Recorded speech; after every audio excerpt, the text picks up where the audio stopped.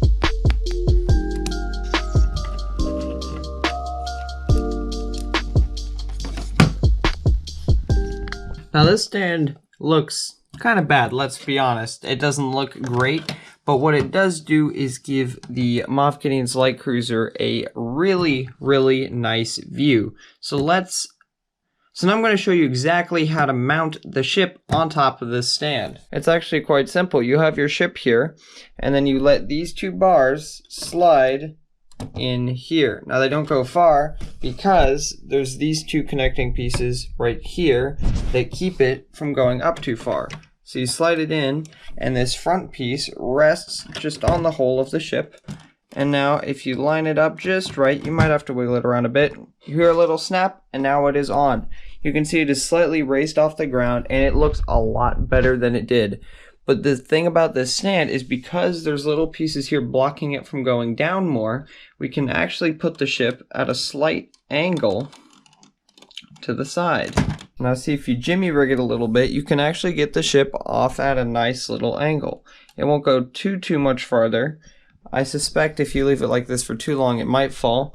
It won't go as far this way without falling, but you can still get a nice little tilt in. The way I have it is kind of like this. Now when I tilt it at an angle, it looks so much better. I know it's so long, it won't go back very far, but that's okay. Now as you can see, this looks a whole lot better than it did before because the ship is actually off the ground and visible, and it's at a whole new angle, which totally makes it as cool as this.